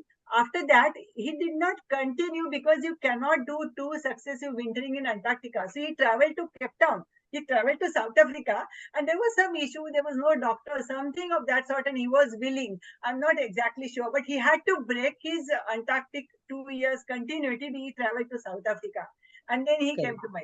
But did you manage to visit Dakshin Gangotri station? Yes, sir. We had during summer, we visited that site. Because our team had one task for the members who are listening. The DG station, Dakshin Gangotri, which was the first station, it is now almost 80 feet below the shelf. Yes, it is buried because every year the snowfall on the shelf buries the station. So the chimney shaft is extended every year by members, but it is decommissioned, and if some mishap happens, there is no insurance for people who lose their life in DG. So we had run into a little bit of trouble with some generator spares. So we had to go down the DG shaft and cannibalize the generator that is there and bring out some parts to get our 64.5 kVA. We had the Ruston gensets. So we cannibalized some parts, fortunately had Aditya. Our genset accommodation was called Aditya. So we had 4 new Ruston gensets, which kept the station going. Aditya is still there in Maitri. That was commissioned in 93. So you did mention that there is no mining and there's no army and there's no tourism, but looks like there are some. Tourism is there. People take Uh-huh. ships, they go to the shelf, tourists take photographs, they do a little bit of moving around and come back. Yeah, so one person has asked that question, non-medical question. I'm excited to go on a cruise to Antarctica in January. of Cruise can be 2024. done. It is expensive, but you can go on a cruise. There are Anything- multiple cruise companies. They So want to 5 know, countries- the question is anything you want to mention and what can we expect as a tourist? Yes, You will madam. be As a taken onto the tourist- mainland.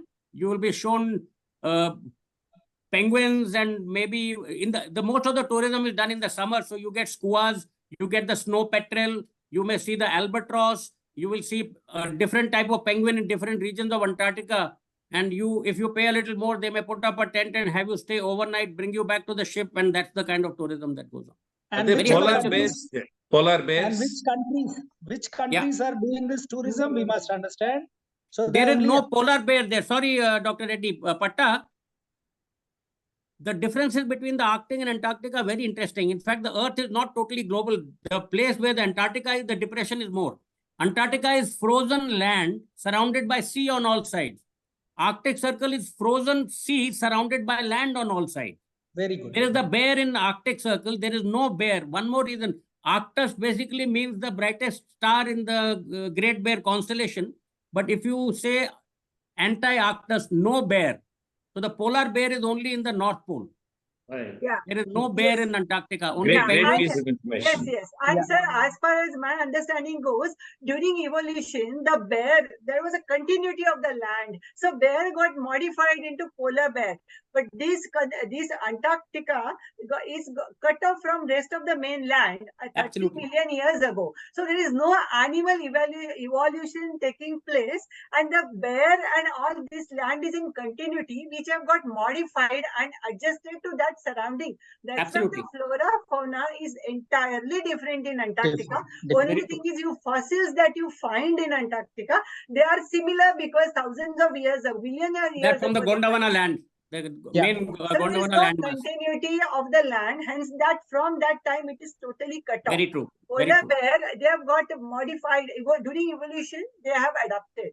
In fact, Yeah. in the Antarctic winters, apart from human, there is no animal presence. Even the penguins and others, they leave the station, they go on to South Africa, South America and Australia nearby, and some of the islands. You have Princess Edward Island, Marion Island, so they ditch Antarctica.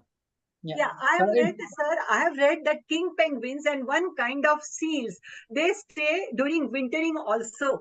King penguins, they stay during wintering also. The leopard Winter time seal. also. There Yeah. are 6, 7, the leopard seal probably stays Yeah. there. Yeah, That's right. Weddell So seals. these two So I guys, think one of the questions we can take up is the last question that they've asked, whether the cruise ships go anywhere near the bases. Now, please understand, it is only a handful of countries which are doing this so-called Antarctica tourism. So it is countries like a bit of New Zealand, Australia doesn't allow it, Uruguay, Chile, and Argentina does it for money. And also they don't allow any of these cruise ships anywhere near at least Maitri or Bharti. They are very deep in whatever, they just touch the base of a little base of the North Antarctica, and that too not at all, at no point of time is it into a real shelf of the Antarctica. So like someone has said, I'm taking the cruise from Chile. Yes. So it's only South American countries like Chile, Uruguay, Argentina are offering these kind of tourism. New Zealand is offering it, but not really much into the depth of Antarctica. Like I have been at East Antarctica, and Dr. Madhubala and Dr. Nalin has been at north part of the Antarctica. So I don't think they go anywhere near the places where we have been. No, in cruise ships, getting to Queen Maud Land, the 70 degrees south where Maitri, Novoladrevskaya are there, DG, there is nothing they can do in that area. Whereas if you come to the continental Antarctica, which is near Chile, Uruguay, Argentina, there the temperatures go into +10, +15. So it's a lot easier even for those tourists. So it doesn't become -15, -20 and blizzards raging for a week, 10 days. So it's a lot safer to do it in the peninsular Antarctica. yeah, they visit Antarctica islands mainly, Shetland right. Islands, Yes. and all those areas they visit. Absolutely. Nalin, there are no natives like Eskimos or anything Absolutely like no. None. Absolutely none. There is no Oh, human yeah. life, no animal life native to Antarctica. There is no life native to Antarctica. There are a few lichens and mosses that you get in the peninsular Antarctica, and even a few bacteria have been spotted. But there is no native life to Antarctica. Yeah, human natives, if you're talking about, as I said, the Southern American countries did try this. Chile, Argentina, Uruguay have done this, but then they've had to face a lot of criticism from the countries which have signed the Antarctica Treaty. Like as I said, one of the Argentinian nationals managed to have his wife delivered there and trying to get a so-called Antarctica citizenship. But I think that is only anecdotal, and let us not go into that. But yeah, that is as far as I think natives are Radhakrishna's concerned. question was whether native to that area. No, there is nothing. Not There a is no citizen. native, no Nothing, life no. possible. There is no human No. life or animal life possible because of No you human can't natives. get any food with it. But there's one interesting fact which I think, Dr. Madhubala, who was the postman in your team? Who was the Postman, postal yeah. officer? Yes. We actually there is no. We had a post office in Novo also, and in Maitri also. So we had a great time writing letters and taking stamps. And the ship that reached there, the supply ship, it carried those letters. Actually, there was Actually, incidentally, now that you don't sail from Goa, yeah. the Antarctica station comes under the jurisdiction of the Vasco post office in Goa. Yes, I was the postmaster general of my expedition. So we had the Antarctica stamp. Stamp, yeah. It had the penguin and the station thing and a couple of commemorative stamps and first day covers. Thousands of letters would come from various other stations when the ship came or when the aeroplane came. They would give us bags from various countries. We had to stamp them and send them back. It was a priceless stamp, the Antarctic stamps. Yes, So I what do was the have. cost of- I've brought with me those letters Yeah, and same Same here. here. I still have them. Sir, what was the cost of your satellite phone per minute cost? Oh my God, it was around $18 per minute, but we were given only 3 minutes of free telephone time. Yes. So we just used that. And since I was a bachelor then, I gave time to other people, married people, some of them who were upset because of things that happened back home. So I had to share time with the others. And I was happy with Telex and the Charlie Whiskey communication. Yeah, The naval communication. thankfully now because of the internet, there are people who sit 24/7 on internet now. Yeah, that's quite a disease. I also was the editor of the Maitri Times. We brought out a magazine every month, and I still have a hard copy and a soft copy of the same. The soft copy is on a floppy disk, which nobody knows what it looks like now. So yes, we were ancient fossils. So like your Maitri Times, we had what is called as Winter Olympics in Antarctica, where our neighboring research station people would come and play games like table tennis and things like that. And we also had a film festival, Antarctica Film Festival. So those were silly little things we did, other than, of course, other things of, Our claim to fame was beating Russia in the volleyball match, so which was an international match. And we had, those days, there was a movie called Teza with Madhuri Dixit, if you remember. The Russians borrowed that video cassette. We used to have those book-shaped video cassettes then in our video library, which is still in the loft. And when that tape came back, that legendary song, Ek Do Teen, that part of the song was totally with scratches because they used to forward and rewind and watch that probably 100 times. So rest of the movie was fine. Only that part was scratched. Just as an aside to this, in fact, there was a Russian guy who had 50 GB of material worth on Aishwarya Rai on that Ivan ship. Anyway, long I live think Raj Kapoor. Other participants may not be interested in our talk. Madam, any more questions, madam? Today is all about beyond medicine. Like it's everything is on. Like bring it on, no problem. There's Dr. Gangadhat, Jipma batch of 2012 is currently working in Maitri. I get pictures through WhatsApp. Never realized it must have been very different with 3-minute phone calls in your time. So we have 3 minutes. But just to one, Dr. Arindam Mandal, after my expedition, he was another Jipmarite who wintered over in Antarctica. He was, I think, for 15th expedition.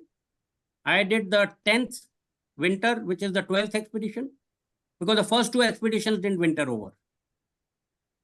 Anyway, I think we've taken up enough time. Thank you so much. So before we close, Dr. Madhubala, could you please share the link to your movie on the chat box so that people can save it and then watch it. So yes. My movie, I will share it on the chat box. One second. I have produced a film, and Skua returned early, and it is there on the YouTube. You can watch that based on my experiences. Yeah, you being a medical person, where did you get this idea of collecting videographs and all the events, recording them and all that? Sorry. Was it pre-planned that you'll do some good recording and making the movie? No, see, previously there were no good cameras. So these days we have a good facility of cameras, and camera also has a story. I'm not a photographer, but I think anybody who goes to Antarctica becomes a photographer. My son had advised me to take a very simple camera. I had taken that camera. All these photographs, they were shared by Russian team and my own team members, and some of the photographs and videos are from Maitri computer, which are for educational purposes. And when I returned, I was so eager to share my experience that I learned movie making. I wrote my script, I worked with the editor, I collected all the material and put them into the words and sentences. I produced a movie in Marathi first because my Marathi is my mother tongue, so I translated it into English, and same way I made that movie into English. After that, I realized that I must send it to people so that more and more people watch it. So when I started sending it to film festival, it was received so well. It was nominated all over India in different film festivals and abroad also. It won awards. So that is how it all went on. But I feel it is all Antarctica magic that it is happening. So everything I owe to Antarctica, and the person starts believing in supernatural, some creator of the universe. Once they go to Antarctica, they become photographer. I said it's an absolutely spiritual and character building experience. You are a different person when you return from Antarctica. Yeah, that's But the question I you want to had ask. cameras. In our times, we had cameras which had rolls. Yes. So 36, you had to be very careful how many you used. Yes, yes. We developed black and white photographs in the Antarctic station. We set up a photo studio because if we could develop extra, we had fixers, we had developers, so we developed black and white. But the problem was 100 ASA films used for auroras with long exposure. And we had, if you took the batteries out and it was -20, you had to keep them next to your body because otherwise the batteries would discharge in seconds. Oh, it was a tough time, those ancient cameras.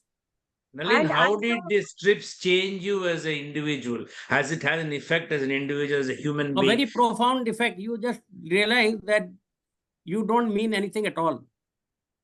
You are nobody on this planet.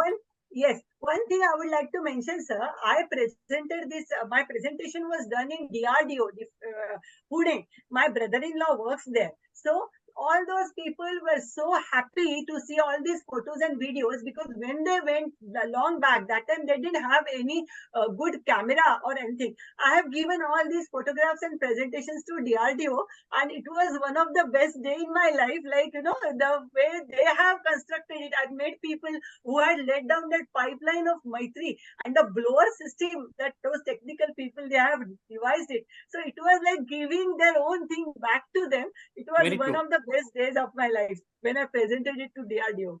Yeah. One change I would like to mention is you really start valuing Earth. Yes. After coming back from Antarctica, I managed to plant about 176,000 trees with a survival rate of almost 70%. So you really start valuing it, because right in front of your eyes, you've seen those 3-storied, icebergs melting away to water or going and joining the sea. So I think what I got into after coming back from Antarctica was planting trees, reducing, reusing, recycling, as we keep telling our children on environmental sciences, that we need to practice time and again. Because now we have only one Antarctica remaining. It is the last remaining thermal sink, electromagnetic sink, carbon sink, and the green sink of the world. So if people can manage to understand this small little thing, hopefully we people who have had the privilege and the honor to go to Antarctica, the only message I can say is, please, please, please start doing this as early as possible, because I don't think we have any other Earth, and at least for our children and grandchildren, we're not going to live any other Earth which is worth going to sustain us anymore. So that is something I can often tell as to what was the change that took place in me. So, and like Dr. Nalin has said, after coming back from Antarctica, money would really not mean much to any one of us. Nothing at all. Yeah. But anyway, thank you so much. I will take your leave and thank you, Dr. Madhubala, Dr. Pratap, Dr. Vidya, and the entire gang for having had the patience of listening to some of our old comments, but the presentation was fantastic. Thank you all so much. And good night. Thank you, Dr. Nalin sir. See you and hope to meet you sometime soon. Definitely. Thank you. Thank So you. Dr. Vidya madam, Dr. Madhubala madam, thank you very much. Yeah, thank you all very much. Thank you. So the Thank you, movie is called Ants Who Are Returned Early, and you can just search for it on YouTube, and you can watch it. It's a short film, and it's got some really nice visuals, which you'll enjoy even better on a bigger screen. Thank you, everybody, for today's session has lasted almost 2 hours. We'll meet again next week with another episode of Marvelous Medicine, back to somewhat academic topics, till we have another blockbuster session like this by the on the last Thursday of the month. Thank you all.